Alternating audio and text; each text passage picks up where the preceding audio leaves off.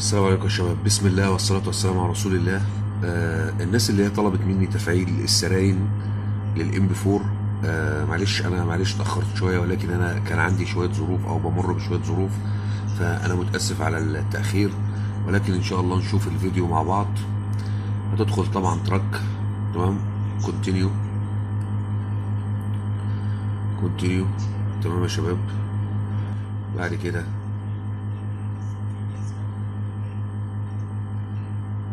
تمام هنعمل كويك تيست طبعا للام بي 4 يا شباب.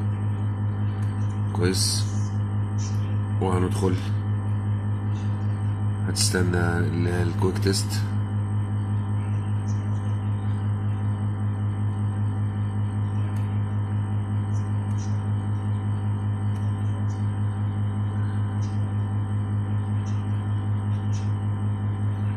تمام.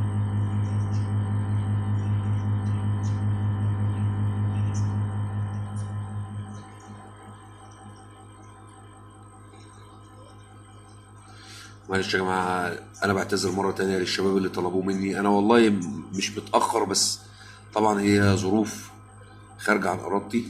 تمام.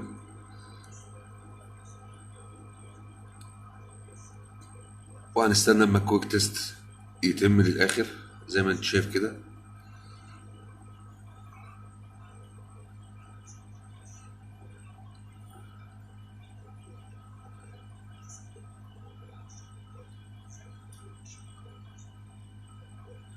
خلاص كده زي الفل.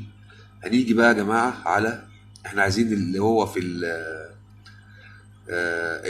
الام بي 2 والام بي 3، الام اس اف اللي هو مفتاح الانتظار.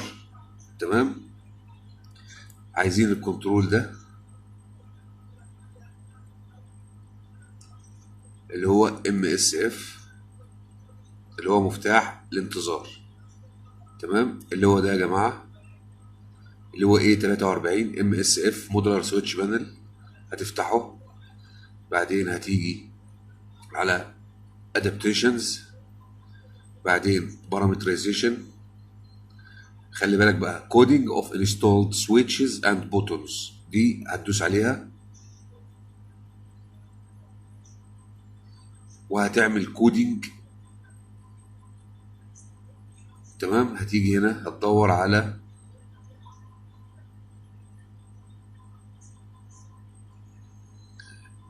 شايف اس 59 اللي هو الهورن، الاير هورن اللي هو ده. هتيجي هنا على نوت انستيلد، هتدوس هتقول له انستولد.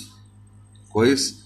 وبعدين هتعمل سيف للقيم اللي انت حفظتها. هو هيسألك هيقول لك do you want to continue the coding sequence، عايز تكمل سلسلة الكودينج التفعيل يعني. هتقول له اوكي، هتدوس هنا كده. خلاص.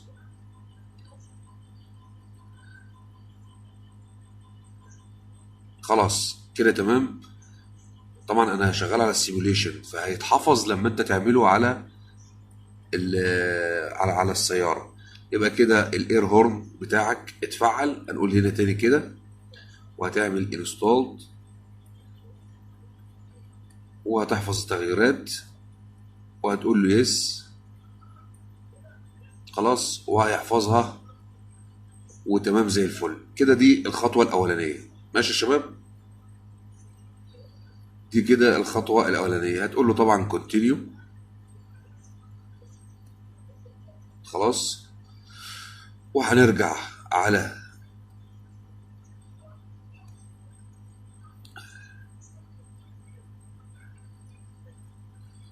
كده. خلاص طبعا خطوة التفعيل الأولانية. خلاص يا شباب. بعد كده بقى هنرجع. تمام.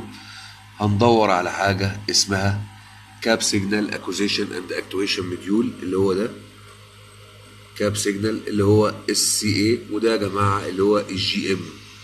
تمام.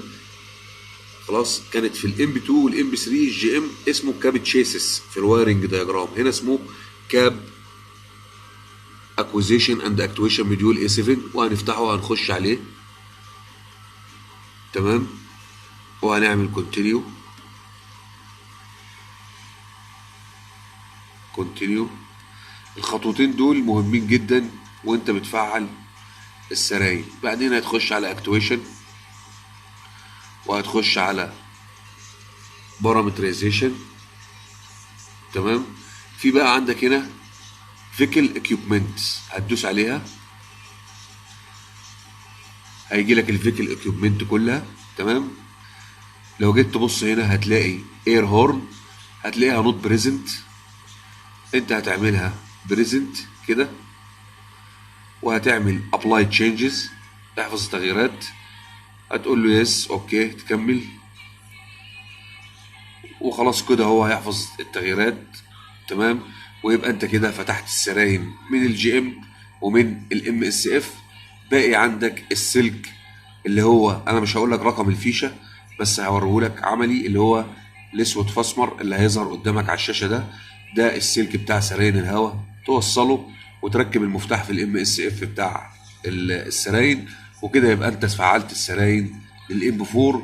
والسلام عليكم ورحمه الله وبركاته، واسالكم الدعاء ليا ولاولادي. السلام عليكم ورحمه الله.